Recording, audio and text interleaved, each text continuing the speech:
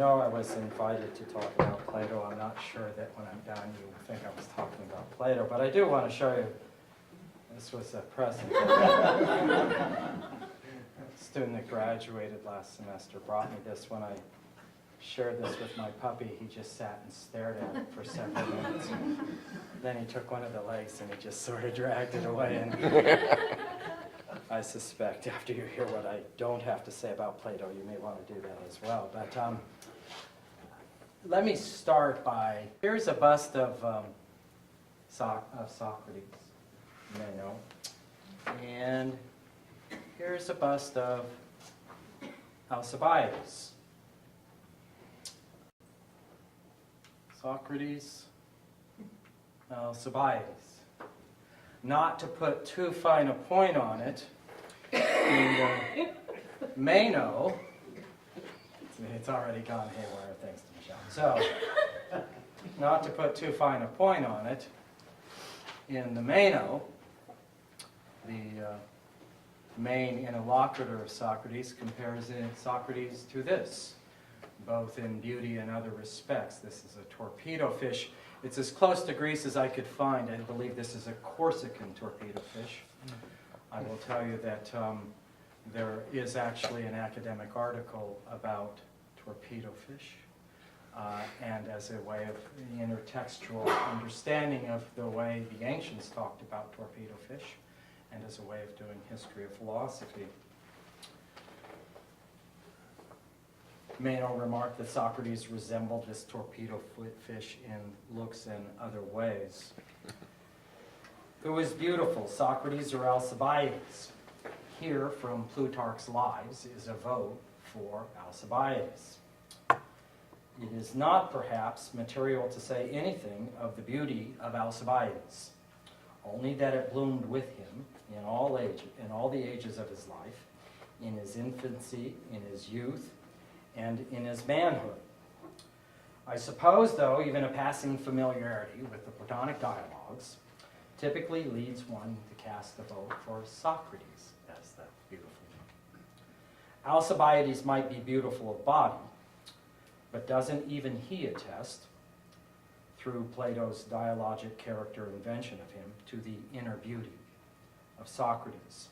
An inner beauty that even puts the beauty of Alcibiades to shame. Perhaps the linkage is simple and straightforward, and I can tell you that, and we can be done with it. Beauty is virtue. Virtue is knowledge of the whole, so beauty is knowledge of the whole. It is not my intent to try and do an exegesis of Plato, or even an interpretation, but rather to pull out some selections from Plato's dialogues and see what kind of suggestion they add up to. In Plato's theory of beauty, there are a number of people who have written about it. My influences are, I think, become evident as we go through. I'm interested in a constellation of concepts, a number of concepts that are there in the dialogues. And so that's my apologies to those who were counting on me saying certain kinds of things. That's so much by way of disclaimers. Symposium, without question, ties love and beauty together. Indeed, it's worth asking how it is that love and beauty get tied together. It's not clear exactly when that happened. Aristotle suggests in the Metaphysics at about 984, 985, that it was the ancients that were apparently mistaking the efficient cause of beauty with the final cause of beauty, and Hesiod apparently said this is love. That may be the first time that I'm aware of in Western literature that beauty and love get linked together. Two of our most famous images of beauty and love, however, are found in the Symposium.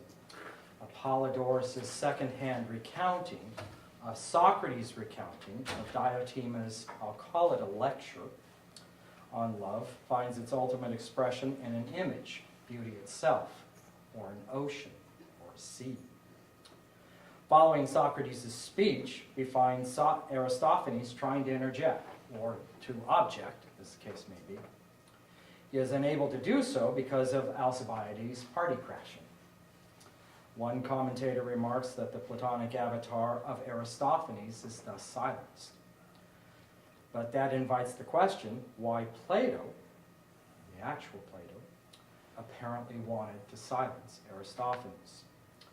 What was it that this literary construct of Aristophanes wanted to say?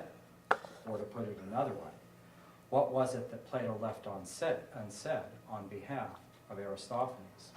Either the literary Aristophanes or the real Aristophanes. This, of course, is not the only time in the Platonic dialogues that Plato says, shh, to the poets and playwrights. My guess, the one that will guide me for the next few minutes, is that there is another way to think about beauty that's suggested in the dialogues. The Aristophanic story of love is one of our great images of love and beauty. You know the story. The circle people, four-legged, four-armed, two-headed, precursors to us, human beings. Somersault across the earth. I've always told my students that I have the image of the Pillsbury Doughboy. I do not know, I've seen drawings that do not resemble the Pillsbury Doughboy, but that is my image. Somersault across the earth and decide to challenge the gods. Zeus will brook no challenge to the natural order. Slices the circle people in half.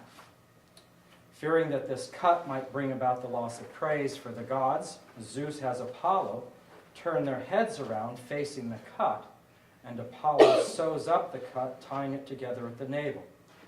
And thus we have human nature. Head, belly, the ever-present reminder of the cut, and genitals are finely aligned. Human nature begins with a cut in being.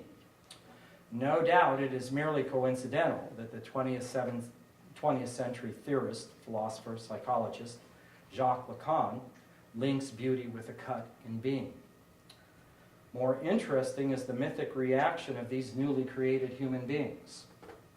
Their once beautiful bodies are now ugly, an inescapable recollection of another life and their predictable failure to upset the cosmic order.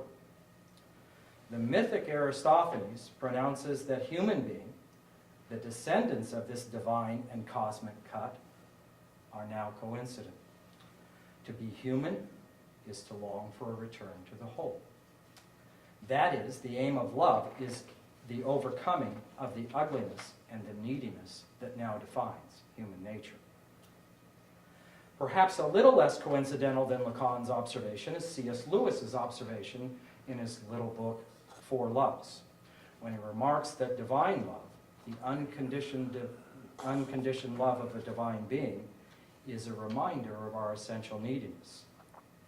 Divine love is at once a gift and a mirror that reminds us that human nature in its most essential nature is needy, incomplete. Worse, it is incapable of overcoming this neediness on its own. How far the human has fallen from the circle people who thought that they were self-sufficient enough to challenge the Olympic gods. On the surface, it appears that Lewis locates the source of our neediness in a more soteriological context. In a way, Lewis is a compliment to Aristophanes. A god brings about our neediness, and it will take a god to overcome it. Divine love, in Lewis's view, provides the substance and reality of our natural loves, among which he includes romantic love. One of his more interesting remarks about romantic love, especially as it manifests itself in neurotic desire, or the desire for satisfaction through or with, choose your favorite preposition here, another's body. In that, we take romantic love, according to Lewis, too seriously. Not that the satisfaction of erotic desire is not somehow an essential part of human nature. Rather, the event of physical satisfaction, the satisfying of physical desire, is inherently comic. There's a temptation, I think, to see the Platonic attitude toward the Aristophanic myth as dismissively comic. What else should be our reaction to the halves of the circle beings that now reproduce like fish? But that can't be all the story. That can't be the whole lesson of the original cut that defines human being, or that helps to see us an image of beauty. At Theaetetus 176, Socrates remarks that the good is always accompanied by the bad. Our mortality, more precisely, is always accompanied by the bad. My guess is that that remark is not entirely ironic. Plato has Socrates further observe that as long as we are on this earth, the good never escapes the bad. We know Plato's fondness for linking beauty and good. Meno defines virtue as desiring beautiful, some translations have it as fine, as desiring beautiful things and having the ability to acquire them. Socrates' immediate response is perhaps predictable, is precisely to ask whether all beautiful things are not also good things. Meno too easily assents, as at least one commentator has noticed. In the Symposium, Diotima, Socrates' instructor in all things erotic, asks why the attainment of beauty matters. Plato asks us to imagine that the younger Socrates is nonplussed by this question. The student Socrates has no idea what it might mean to ask what good is beauty. He, however, catches on almost immediately when she slides from the beautiful to the good. Possession of the good, recall from the dialogue, brings joy or happiness. Suppose that the good is always accompanied by the bad, as Socrates suggests in the Theaetetus. Is there any reason to think that beauty is always accompanied by ugliness? The story of the Circle people is a story of origin, or better, the essence of human nature. Human being is fundamentally fractured, or at its core, cut or broken, or rendered asunder. Unlike the gods, which are intrinsically beautiful, human being is an embarrassment. Awareness of our essential nature is a shameful awareness of our own incompleteness and hence ugliness. Once more, in the hands of the dialogues of Aristophanes, love is pursuit of the beauty of the whole. Some commentators suggest that the pursuit of the beauty in this Aristophanic sense is entirely horizontal. No pun intended. Our neediness is always focused on the body of another. Love is the pursuit of and the joining with another body. Indeed, Diotima dismisses, perhaps comically so, this view of love by suggesting that it's about missing limbs or missing parts of the body.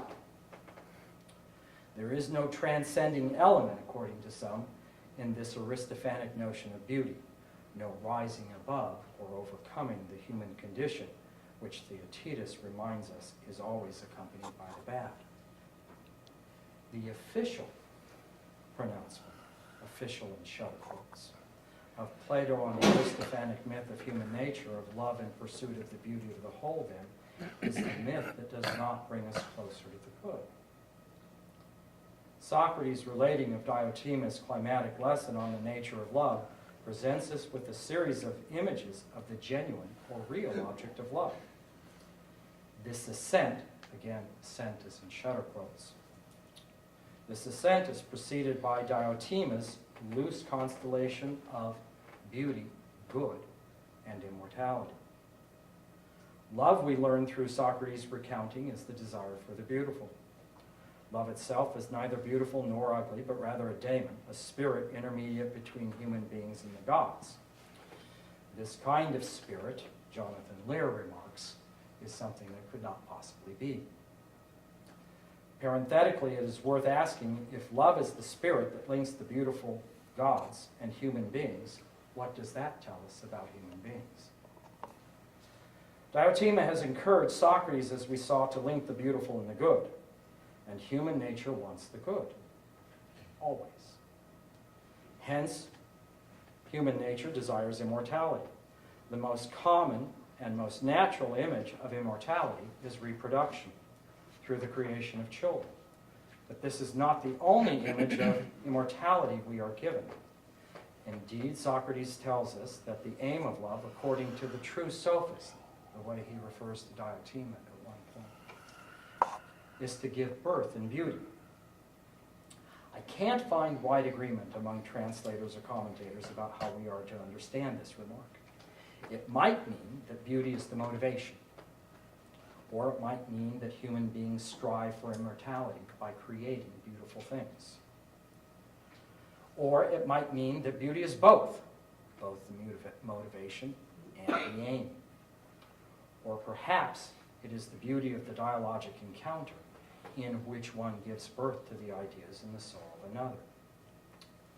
But if this is the sense of that sentence, the midwife art of the Theaetetus is not obviously about immortality, or at least not about a soul that continues existing after it leaves the body. In fact, one commentator, his name is Brill, thinks that the myths about immortality are this world-directed, or perhaps to give birth in beauty is still about something else.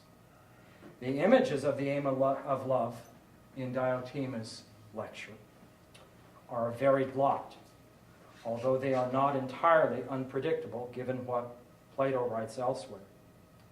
If one has the right kind of instructor in erotics, one begins the search for the real object with love of a beautiful body. The power of this sort of desire is not to be underestimated. This recognition is not only Plato's.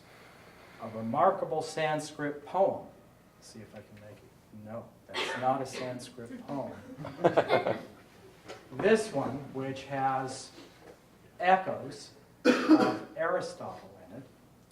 Philosophers must surely be wrong to say that attributes in substance must inhere, for her beauty burns my heart, yet I am here, and she is far away. I am reasonably confident that Plato is more than a little aware of the challenge that the body, or the desire for another's body, presents. Alan Bloom remarks in his commentary on the Republic, when Socrates ignores Cephalus's comment that old age brings relief from the savage tyrant of wanting sex, that this is a forgetting of the body which haunts the construction of the city and speech. Book 5 recognizes the fundamentally private nature of the family, and presumably among the guardians, the desire for this particular body is the greatest threat to the unity of the noble or the good city. My desire for her, or your desire for him, the comic sex of Lewis, bubble along underneath the skin of the beautiful city. The construction of the beautiful city finds that it has not loosed itself from the physical bonds that tie it to the human. Indeed, the founding guardian's inability to manage the mating habits of the guardians leads from Callipolis, the noble or beautiful city, to democracy, to oligarchy, to democracy, and finally to tyranny. The Republic asks us to contrast this unlimited lust of the tyrannic, the bad soul, with the erotic longing of the philosopher for the whole of truth. The neediness of the philosopher focuses on real beauty, according to the text, whereas the terrible neediness of the tyrant is always directed at the base and ugly. In an almost Freudian remark, Plato has the character Socrates observe that the ugliness of the tyrant knows no bounds. The worst acts of our dreams, parricide and sex with one's mother, are now tyrannic desires that one does not fear to satisfy. Sarah Brill emphasizes Plato being struck by the apparently limitless capacity of the human soul to tolerate its own badness. Rana Berger has a similar observation in her commentary on Phaedo. The search, again in shutter quotes, for the immortality of the soul, begins with Socrates remarking that the true or genuine philosophers understand philosophy as the practice of dying. This is the stuff of introductory lectures in philosophy oftentimes. That is, the soul of the true philosopher views the body as a prison. Philosophy is a conspiracy to break out of prison, to free the soul from the vicissitudes of the body. Berger, however, sees the true philosophers, again, shutter quotes around true philosophers, as having mistakenly attributed the dissension in the soul to the body. This view of the soul perhaps leads to a different way of thinking about Diotimus' story of the progress of love in the symposium. The Socratic retelling looks like the progression that the true philosopher should embrace. We progress from one image of beauty to another image of beauty. This beautiful body gives way to the promiscuity, according to some, of the beauty of body in general, or many bodies. Apparently, if a person has the right kind of instructor, this image of beauty gives way to the image of the beautiful soul. The Socratic character of Symposium does not tell us how this instruction in pursuing a different image of beauty comes about. Republic, Book 7, however, perhaps reminds us again of the true philosophers. Human being is a being that is chained to the shadows of the cave, and someone appears to break a prisoner free. The journey begins with a forcible turning around. The way out of the cave, the way toward the truth and the unrefracted light, is a forced and fearful journey. Only on discovery of the truth does the prisoner grasp the reward of the journey. This allegory is very often taken as an allegory of the relation of the philosopher with the city. But Stanley Rosen reminds us that if we take the principle analogy of the Republic seriously, that the city is the soul writ large, we should see this as a story of the journey of one's soul. Looking back to 443D, we discover the real goal of this journey, bringing order and harmony to one's soul. There are both differences and similarities between this journey out of the cave and Diotimus' instruction on the real or genuine object of love. The image of beautiful souls gives way to the image of constitutions, the ordering of society. And this image of an ordered society gives way to the image of a cosmic order, the order that scientific knowledge gives us. Each of these images of order is an image of beauty. The necessary and penultimate image is that of cosmic order. The beauty of science is the beauty of cosmic order. David Arell questions precisely this connection between beauty and order that science allegedly desires in his intriguing book, Truth or Beauty, Science and the Quest for Order. Now, I'm not in a position to comment on his interpretation of the latest scientific theories, string theory or superstring theory. I'm interested instead in his claim that the quest for truth leads us to the essential and inescapable messiness of the world, the essential disorder of the universe. While pursuing a different aim, D.H. Lawrence draws attention to the mess of love. We've made a great mess of love since we made an ideal of it. The moment I swear to love a woman, a certain woman, all my life, that moment I begin to hate her. The moment I even say to a woman, I love you, my love dies down considerably. I will pause here. Perhaps we are reminded of the French word for little death. The moment love is an understood thing between us. We are sure of it. It's a cold egg. It isn't love anymore. Love is like a flower. It must flower and fade. If it doesn't fade, it's not a flower. If it's either an artificial rag blossom or an immortelle for the cemetery. The moment the mind interferes with love, or the will fixes on it, or the personality assumes it as an attribute, or the ego takes possession of it, it's not love anymore, it's just a mess. And we've made a great mess of love, mind perverted, will perverted, ego perverted. Is love messy? And if it is, does that mean beauty's messy? Return to the symposium. The pursuit of, and perhaps appreciation of beauty of the cosmic order serves its dialogic purpose. The lover can now grasp the real object of love, beauty, the itself by itself. I did not copy this down. This is from the Republic.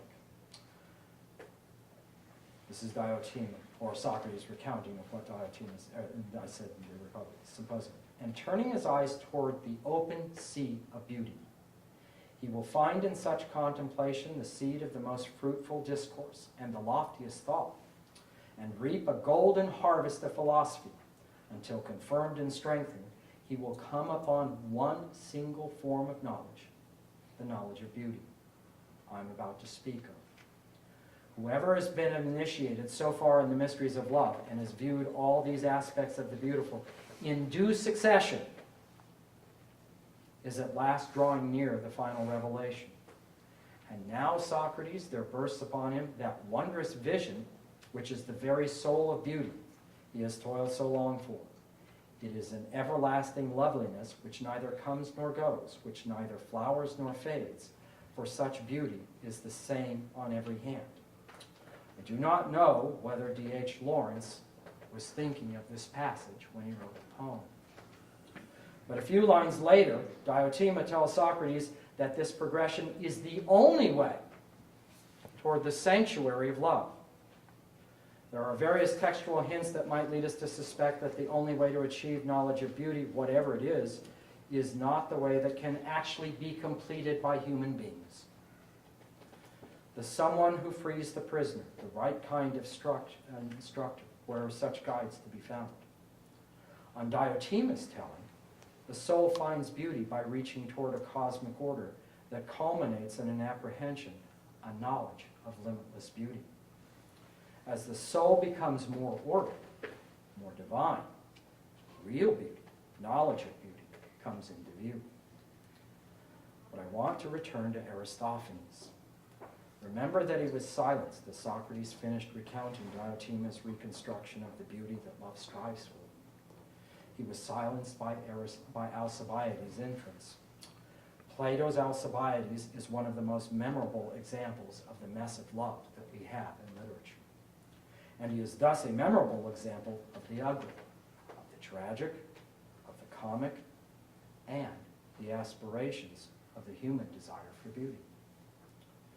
In his long introduction to The Being of the Beautiful, Seth Bernardetti argues by way of a further commentary on Hippias Major that the aim of philosophy is to wrest the beautiful away from the poet. The proper study of beauty is to be found in the way of philosophy. My hunch is that this way is not escaping the body. It is not escaping Aristophanes, but recognizing that human being in its most essential nature is disorderly. Just as the bad accompanies the good, the ugly accompanies the possibilities for the human being to attain beauty. In a different work, Bernardetti remarks that the Greek word translated as dialectic, the ordered conversation that is the philosopher's method, can also be understood as a word for physical intercourse. And in a fascinating work, Daniel Sherman argues that the forms exist not in some transcendent world, but in the dialogic encounter between two people. Oddly, perhaps, Richard Rorty's injunction to keep the conversation going is the way, the only way, for human beings to grasp or see beauty, not to grasp or see beauty, but to actualize or bring about beauty. If I could whisper in Aristophanes' ear, I would tell him to say something like this to Socrates. Socrates, you rascal, you. Parenthetically, at 487d of the Republic, Adamantus characterizes philosophers as cranks and rascals. One translation has it as bizarre. Philosophers are bizarre. I tell my students that philosophers are the normal people, that if they want to see the truly bizarre, they should go to the science building or to the mathematicians. We are normal. Back to this. You want us to believe, this is me telling Aristophanes what I should say. You want us to believe that the soul has the power to escape the divine order by becoming more like the divine. You tell us that only if we escape this order and apprehend that image of pure beauty, only then will we be able to bring about the most beautiful ideas. But my dear Socrates, when Zeus made us out of our globular ancestors, he at once made us ugly and beautiful, tragic and common, incomplete yet needy, and always looking for fulfillment. Philosophers are mocked for falling in wells and staring at their navels and pondering the ethereal. Socrates, you need to spend some time staring at your navel. And remembering, human nature is a great cut-in being that we can never escape. This, Socrates, is the cosmic order, the incompleteness and disorderliness of human nature. But this order, whether ordained by Zeus or the being of the beautiful or the beingness of beings, this order sees the fulfillment of human neediness in the shepherding of that disorderliness, into form.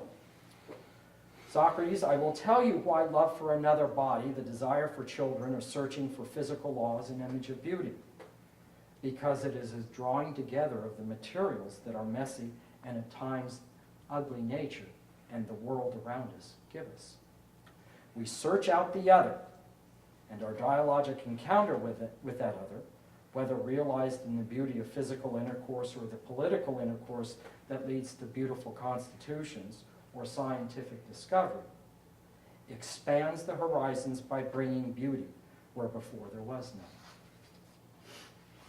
none. I think I was supposed to tell you something about Plato on beauty. Instead, I may have given you something that looks like a distended account of an Aristophanic account on beauty.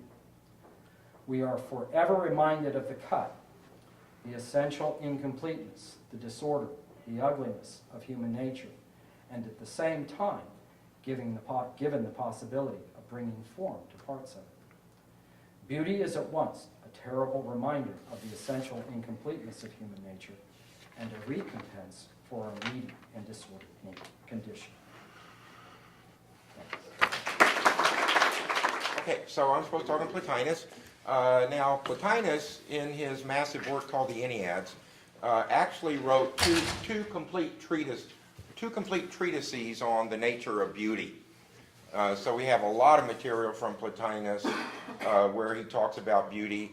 What you'll see in my presentation, in my paper, is that in trying to digest and distill all the things that Plotinus says about beauty, I do find myself talking less about kind of ontological or metaphysical things regarding beauty, though he definitely, being a Neoplatonist, relates it to the concept of form and Plato's forms, and more on its impact in human experience.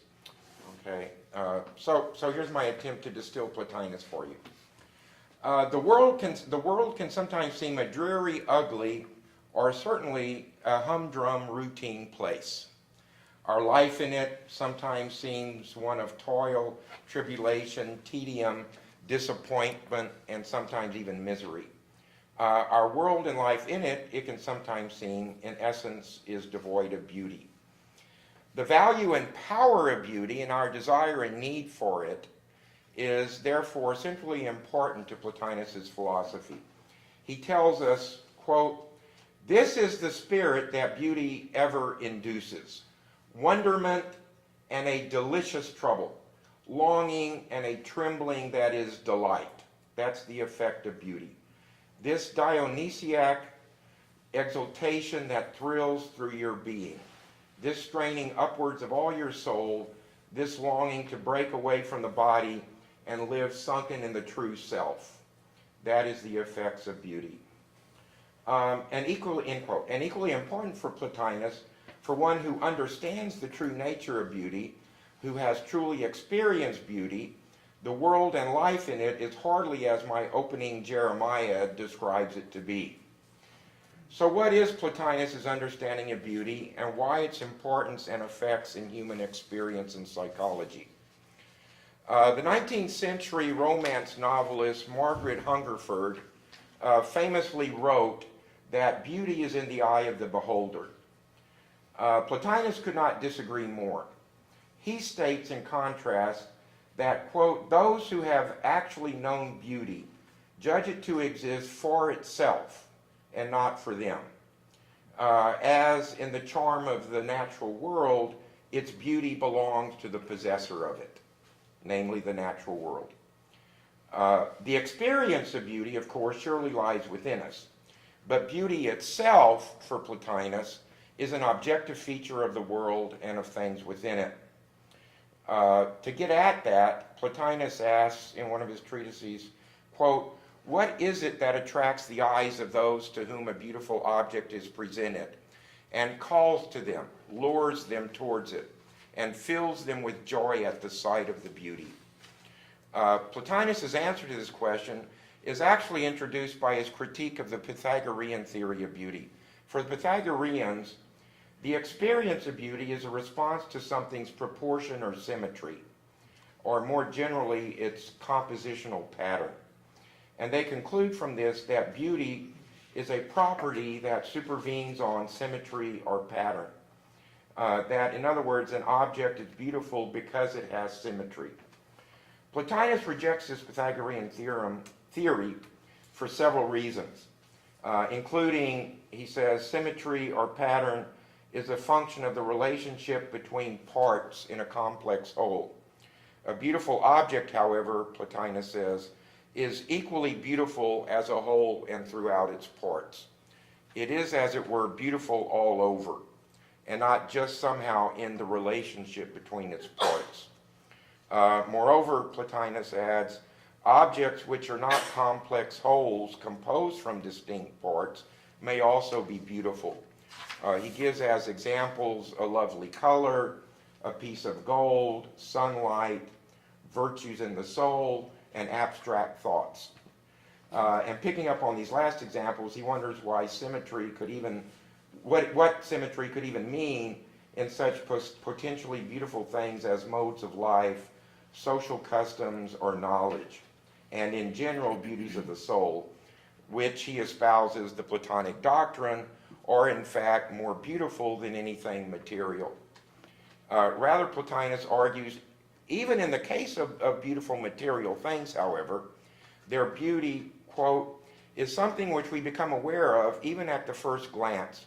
The soul speaks of it as if it understood it, recognizes it, and welcomes it.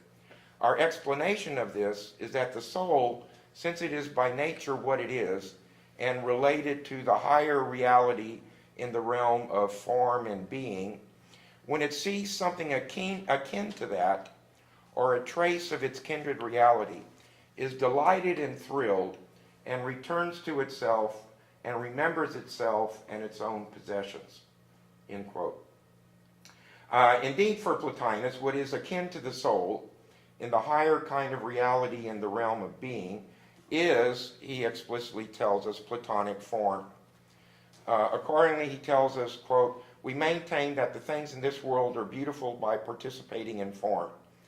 The form, then, approaches and composes that which is to come into being from many parts into a single ordered whole. It brings it into a completed unity and makes it one by agreement of its parts.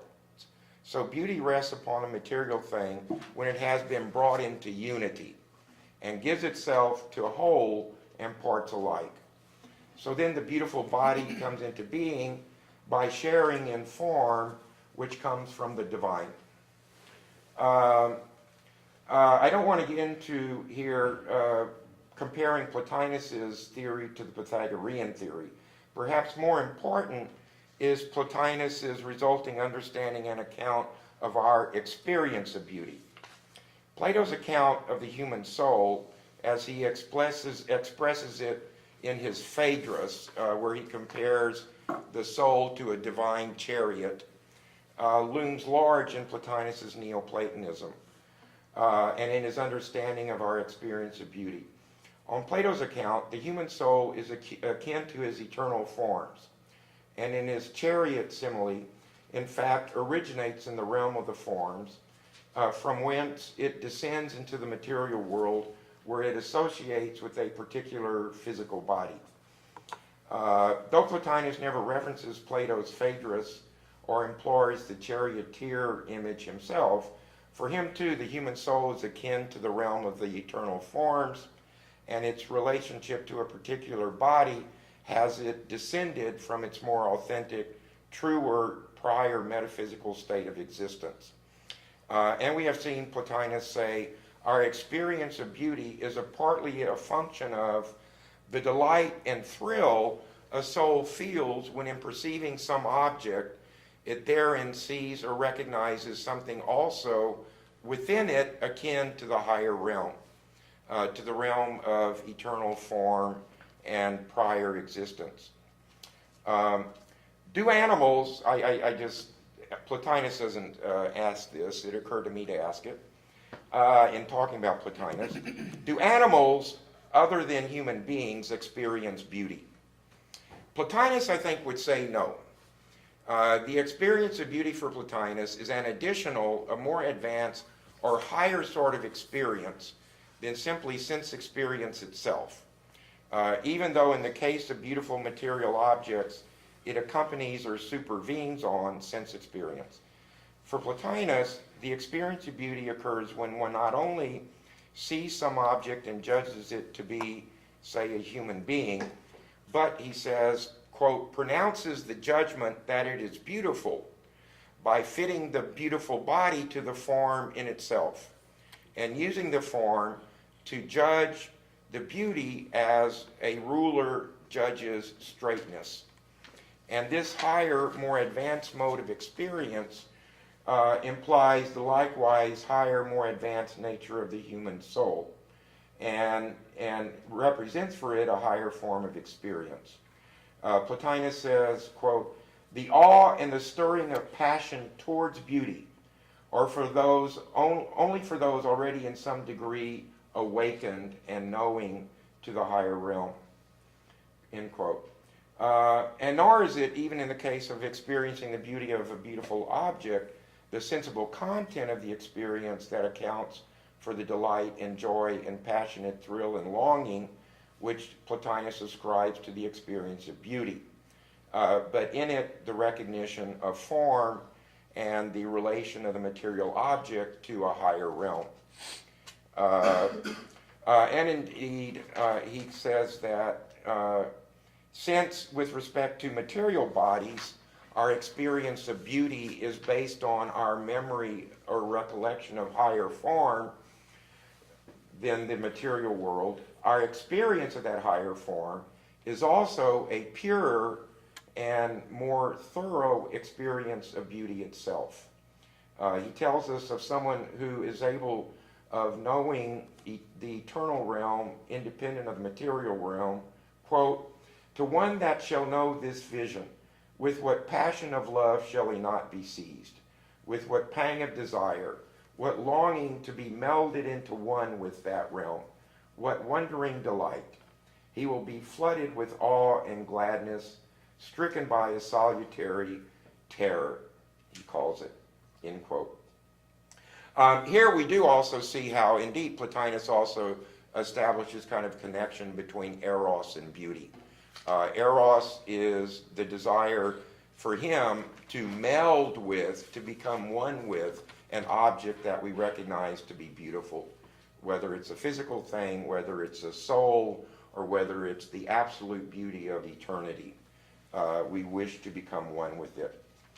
Accordingly, what I've been referring to for Plotinus as the experience of beauty is in fact a constellation of interrelated responses by the human soul to a beautiful object, including, first of all, an awareness of the object, either sensory or intellectual, a judgment relating the object to some form, or else a recognition of form itself.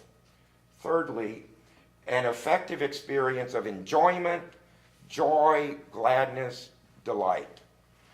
Fourth, an erotic experience, that is an inclination of wanting to become one with the object. And fifthly, a reflexive experience of uplifting, of remembering, of returning to the soul's true or more authentic self. And finally, a transcendental experience of wakefulness to the absolute beauty of simply all of reality. Okay, so I think I better stop there. Very good. Thank you. So, Brian Clack kindly asked me to talk about St. Augustine on beauty. So, I'll tell you first something about St. Augustine. If you don't know who he was a North African who lived in the 4th and 5th century from about 354 to 430 AD. Okay, he was born to an aristocratic family. His father was a politician, a pagan. His mother was a convert to Christianity. He was given a classical education on the ancient Greek and Roman classics. He taught rhetoric for many years, which basically means that he taught ancient Greek and Roman philosophy, all the classical works. He loved Latin, he hated Greek, and he hated the boys he taught, or at least he hated teaching them, I guess.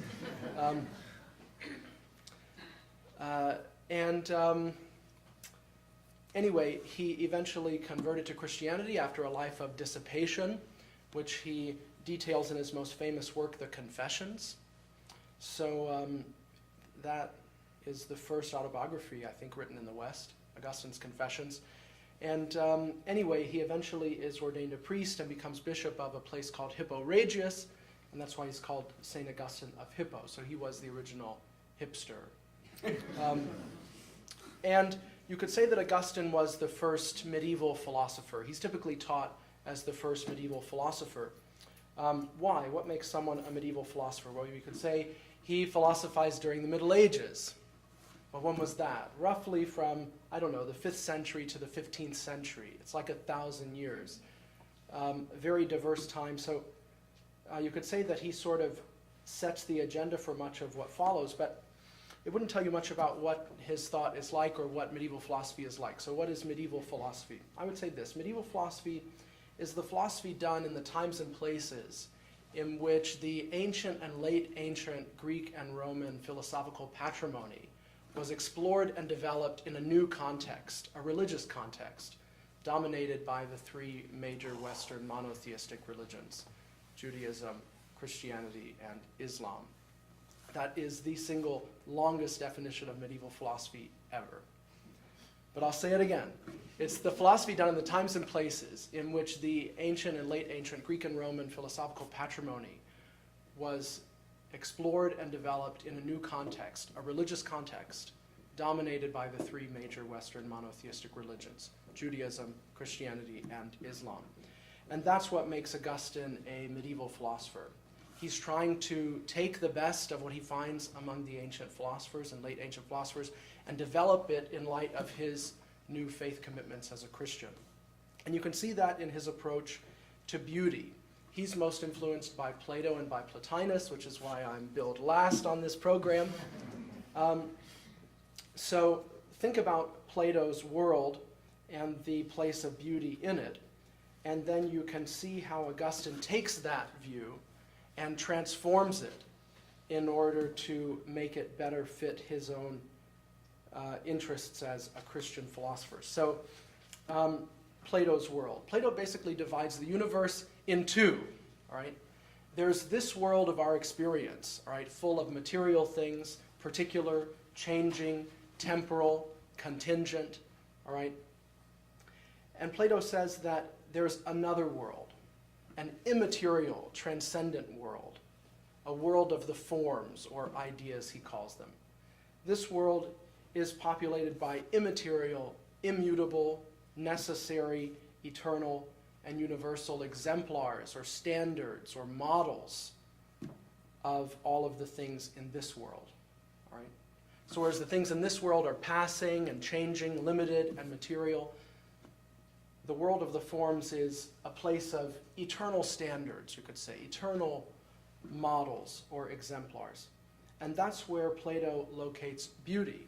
Beauty for Plato is a form. It's an eternal idea, unchanging, inexhaustible, immaterial, eternal, necessary, and the most beautiful.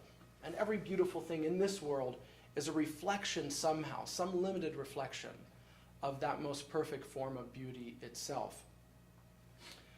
So what Augustine does is he takes Plato's idea that the world is divided in two, this changing world and an unchanging world of forms, and he gives it a Christian twist.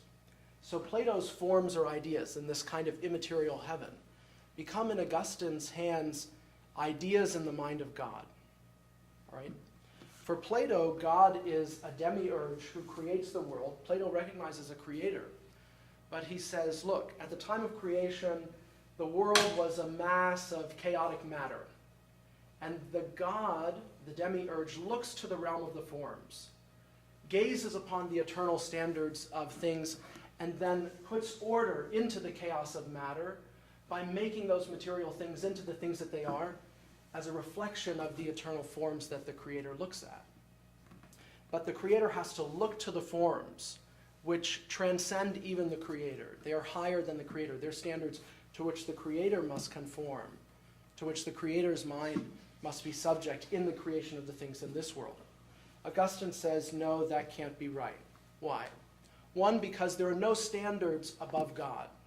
There's nothing superior to God to which God must submit. So he can't say that the Creator looks at forms and then creates the world accordingly. And Plato's Creator acts upon pre-existent matter. The matter's already there in chaos. That won't do for Augustine either. As a Christian, he believes in creation out of nothing.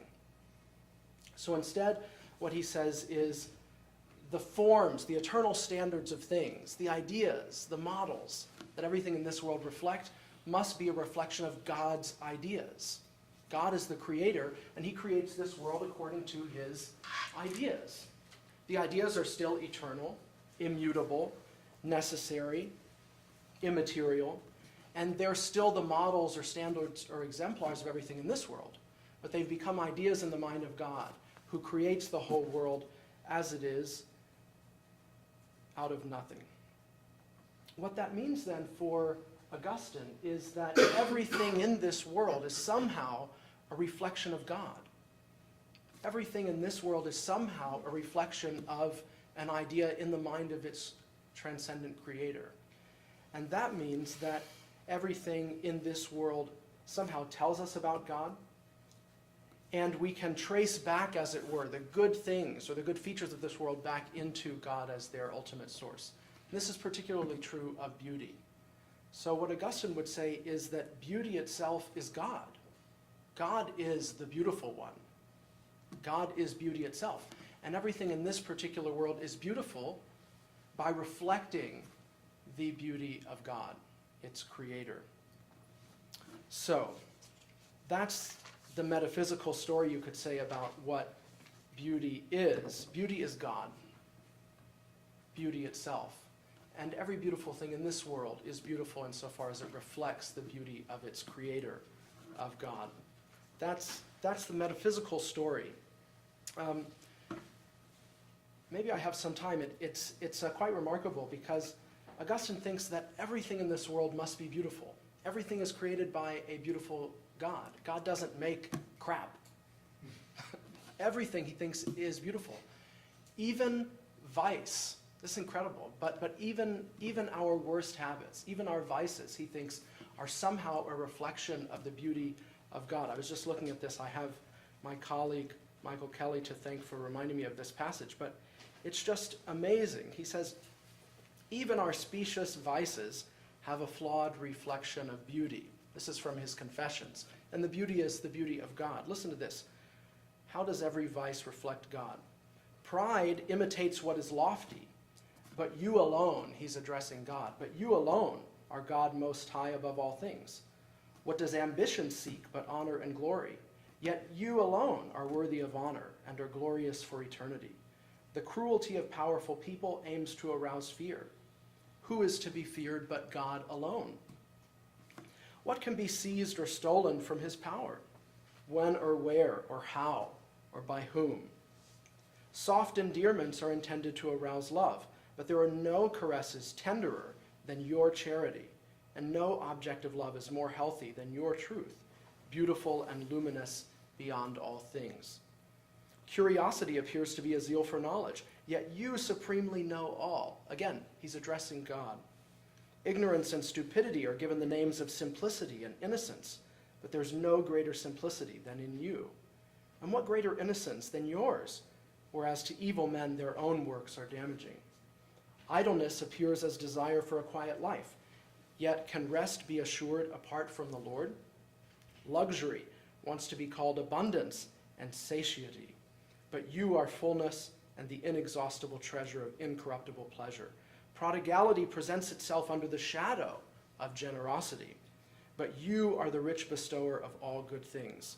Avarice wishes to have large possessions. You possess everything. Envy contends about excellence, but what is more excellent than you? Anger seeks revenge. Who avenges with greater justice than you? Fear quails before sudden and unexpected events, attacking things which are loved, and takes precautions for their safety. To you is anything unexpected or sudden? Or who can take away from you what you love? There is no reliable security except with you. Regret wastes away for the loss of things which cupidity delighted in. Its wish would be that nothing be taken away, just as nothing can be taken from you.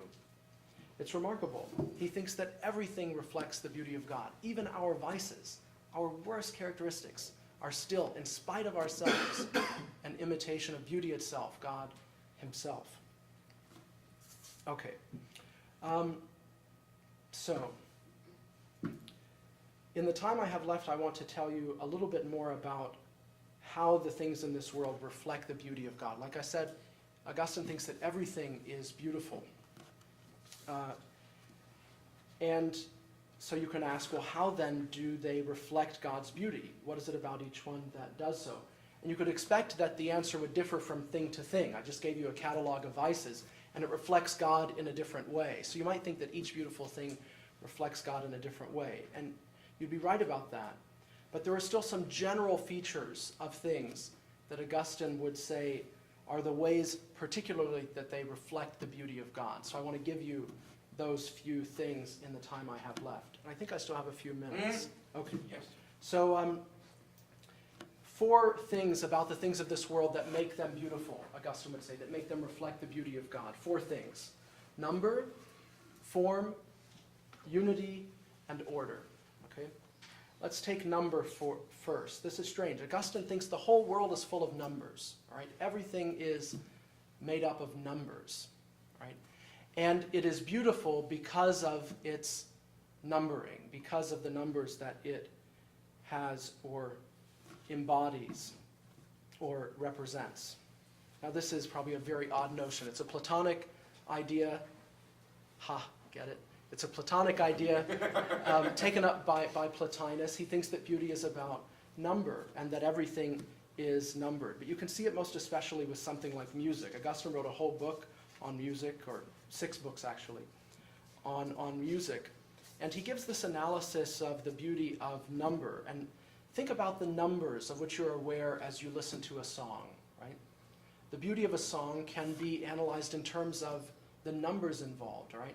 Augustine takes the example of St. Ambrose's hymn, Deus Creator Omnium. He was struck by the beauty of St. Ambrose's hymn. This is the Bishop of Milan, right, 4th century bishop. He baptized Augustine, actually, in the font of the cathedral in Milan. And Augustine says that he was struck by the beauty of the liturgy there that St. Ambrose presided over, and by the beauty of Ambrose's hymns. So anyway, Deus Creator Omnium, okay, this is God, creator of all, right? This is Ambrose's hymn. So listen. Deus Creator Omnium, Polique rector vestiens, diem decoro lumine, Noctem soporis gratia. Now think of that. You realize that each part of the song is numberable, right? You've got 4 lines in a stanza, each line made up of 8 syllables. You've got the feet of the verse, long syllables, short syllables at play. And as the song unfolds, the numbers that you recognize inform your expectations about what's to come. You realize by about the 2nd line or the 3rd how this is going to go, right? Because you're picking up on the numbers in your own judgment. There are the numbers that I'm singing, the numbers informing the sound in the air as it passes to you, the numbers in your hearing. You remember those numbers and they inform your judgment about the next, all right? And you can see it as it unfolds. Deus creator omnium. And you expect another line of the same length, right? So it's clear with music how you can say that the beauty is a function of the numbering. If you took all the numbers out of the song, you'd have no beauty left because you'd have no song left. You couldn't have a song without parts that can be numbered. And Augustine thinks that's true really of all things. All things are made up of parts which are numbered, extended in certain amounts, related in certain proportions. And this play of numbers in everything, he thinks, is what makes them beautiful. So there's another great passage, I'll just give it to you, in which he describes this play of numbers in all things. It's remarkable. This is from the De Musica. Wherever you turn, by certain traces which wisdom has impressed on her works, she speaks to you and recalls you within, gliding back into interior things by the very forms of exterior things, so that whatever delights you in a body and allures you through the bodily senses, you see to be numbered. And you ask whence it is, and you return into yourself, and you understand that you cannot either approve or disapprove of that which you touch by the bodily senses, unless you have certain laws of beauty to which you refer whatever beautiful things you experience exteriorly. Look upon the firmament, the earth, the sea, and whatever in them shines from above, or creeps beneath, or flies, or swims. They have forms because they have numbers. Take away these things from them, and they will be nothing. From what, therefore, are they, unless from him from whom number is, God? Since existence is to them in proportion as they are numbered. And 2, human artisans of all corporeal forms have numbers in their art, to which they adapt their works. Hands and instruments move in working, until that which is formed without, referred to that light of number which is within, obtains completion insofar as is possible, and is pleasing to the internal judge, gazing upon supernatural numbers through the interpreting sense. Seek then what moves the members of the artisan himself. It will be number, for those also are moved numerically. And if you withdraw work from the hands, and from the soul the intention of making, and that movement of the member be referred to pleasure, it will be called dancing. If you move your members in time, in number, you have dancing. Seek therefore what gives pleasure in dancing. Number will make answer to you. Behold, it is I. Examine now the beauty of the formed body, of a sculpted body. Numbers are confined in place. Examine the beauty of movement in a body. Numbers are whirled about in time. Enter into the art whence these proceed. Seek in it time and place. At no time will it be, at no place will it be. Nevertheless, number lives in it. Its region is not of spaces, nor is its age of days. And nevertheless, when they who wish to become artists apply themselves to the learning of art, they move their body through places and times, but their soul through times. With the increase of time, to be sure, they become more skilled. Transcend, therefore, also the soul of the artisan, in order that you may see everlasting number. Now wisdom shall shine upon you from the interior seat itself, and from the very inner chamber of truth. If she repel your still languid gaze, carry back the eye of the mind to that way where she shows herself cheerfully. Remember well that you have deferred a vision which you, become stronger and more healthy, may again seek. So he thinks numbers are everywhere. And you can see what an incredible rhetorician Augustine was. This is classical rhetoric on display. It reads almost like poetry, and I have ensnared you all. So that's number. Last three things: form, unity, and order. Okay, he thinks that everything has not only number but also form. All material things have some form, some arrangement, some structure that makes their matter into the kind of thing that it is. And that form, he thinks, makes them beautiful. Nothing is completely devoid of form, and therefore nothing is completely devoid of beauty, he would say. Ugliness is the lack of due form, but nothing could be completely ugly, because to lack all form would be to be nothing at all, would be not to exist at all. Everything is beautiful because everything has form. Unity, everything is somehow one. Anything that you could name is one of those things, one thing. You can't get away from unity. Things exist to the extent that they are one, to the extent that their parts are unified and make up one thing. And he thinks that this unity gives them beauty. It gives them harmony, a proportion of their parts, a symmetry and equality. He doesn't reduce beauty to these things, but he thinks that unity follows beauty around, you could say. It gives rise to it. It is its source. Only God is absolutely one, he would say, the one God, and the unity among the three persons of God is the, you might say, the tightest unity that you could have. Everything else is unified or one to some lesser degree, to the extent that its parts make up one thing. And when those parts cohere well and unify into one thing, they are beautiful. And order, this is the last one. Order, he thinks, is just as ubiquitous as number, form, and unity, and therefore of beauty itself. Order is about the things having their parts in the right place, in the right kind of relations, and the whole thing itself having its right place in a whole in which it's at home. So if my nose were, off on my cheek here, that would be less beautiful because noses belong right here. That's the due order of a face. And if I were off somewhere else, you might say, Augustine might say, rather than right here, right now, I'd be in the wrong place. This is just where God wants me right now. And as I become a part of this whole which we're constituting, this dialogical unity that say gives rise to beauty itself, I am a part of an order that is beautiful, and I participate and contribute to that beauty by my place in that order. Unity, form, and number, you could say, are the sort of truth of things. They're what make things real. Order, you could say, is the goodness of things. It's what makes things good. Beauty is when the truth of things, their reality, their number, form, and unity, and their goodness shine forth. Beauty is the shining forth, for me, of the truth and goodness of things. And that truth and goodness are a reflection of truth itself and goodness itself. Beauty itself, which is God. Thank you.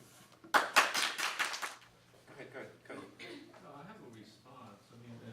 Thank you for the enlightenment. It seems that whether you're talking about circle people, divided and wouldn't complete, and so therefore ugliness, it reminds me of one line from a Chinese poem: "The moon reflects itself in 10,000 times in the stream." And I was thinking that, in a way, because we're alienated from the true unity, we have this sort of manifestation of incompleteness and partial unity. And I was thinking that really it was, if ugliness manifests itself, it's really about the fragmentation, the reflection of the moon in the 10,000 stream. 10,000 times in the stream is because it's fragmented, right? And you could think of that as that fragmentation itself is a kind of like relationship between being and nothingness. And not that I believe what I'm saying, but nonetheless, I understand how that being and nothingness comes about. So if you are able to look at the reflection and look past the fragmentation and just see that it was, in some sense, a pure reflection of the bloom itself, then in a sense, then you, in a sense, have a truer understanding of the true forms in that sense, right?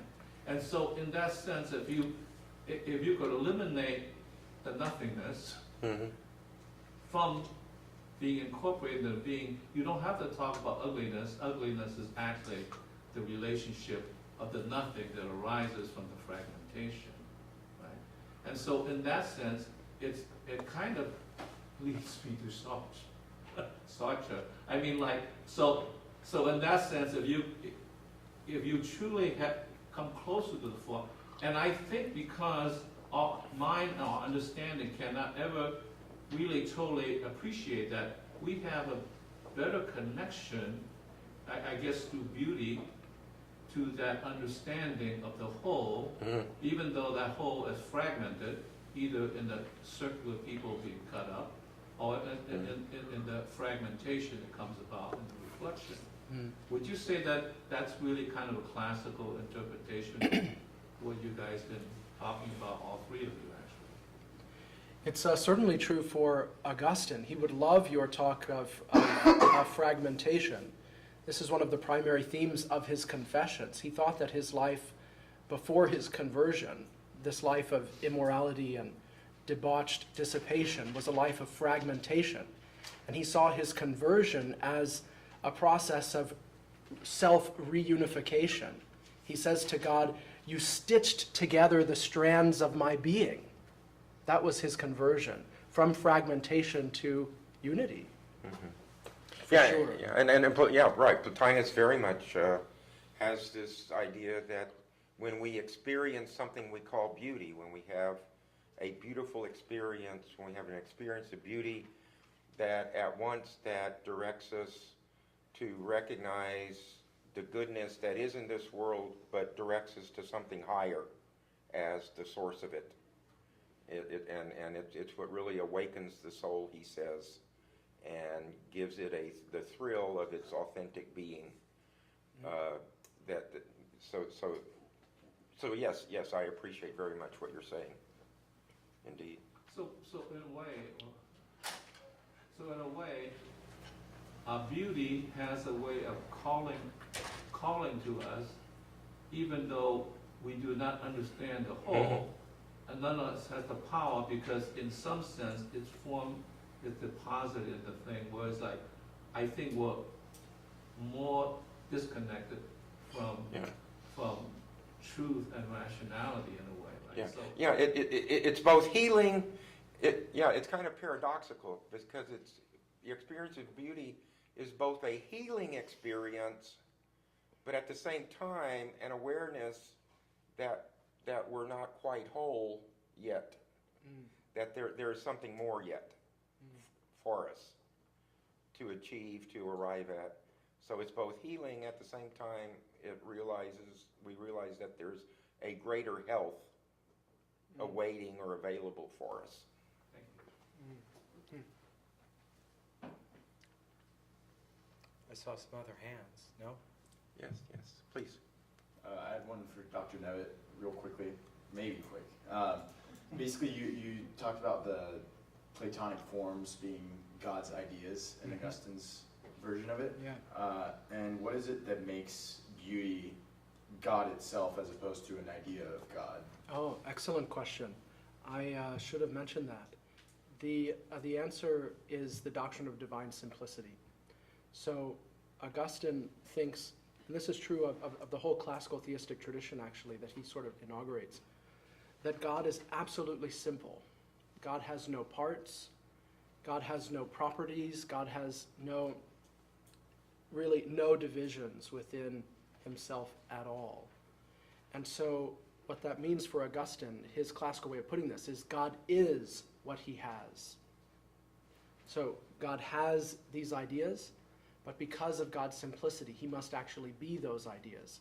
And that means that it's just as well to talk about God in the concrete or in the abstract. You can say God is beautiful, you can say God is beauty itself. God is wise, or God is wisdom itself, because God is what he has on account of the doctrine of divine simplicity. Yeah.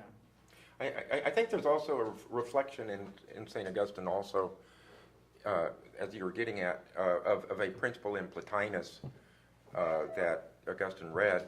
Plotinus has this principle that effects have to be like their cause in some sense. Effects have to be like their cause in some sense.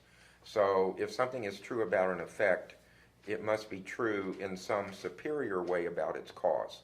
Yeah. So the divine realm, the divine, is the cause of all beauty. And so in some sense, the concept of beauty must primarily and first of all refer to the divine realm, because that's the cause of beauty in this realm. So it must be even more beautiful, or a higher beauty. Yeah. Because a cause can't give what it doesn't have. Right. Yeah. Vision is really predominant in the Platonic tradition, and in fact, yeah, it's so fascinating the way the way Augustine brings in sound with music. I mean, that itself is very but vision tends to be very much predominant. You know, some people has hypothesized that maybe people, they didn't have very refined palates back then, or something. I have no idea. Interesting. I mean, certainly for a philosopher like Augustine, he does put a premium on vision, because vision, he thinks, is a sense experience which is most like thought, most like a higher experience of intellection. On the other hand, Augustine is down on imitative arts, but that's a Platonic theme as well. So sculpture and artistic representations like paintings, he thinks that those are less valuable as art and less beautiful than more pure or creative art. So something like music, precisely because it's less imitative, it's less representative, he thinks that it is a superior art form and more beautiful. That's kind of interesting. And you might say something like the cake or taste, that's even less imitative. You know, there's something even more creative in the cooking. Unless you bake the cake into the shape of something, you all have seen these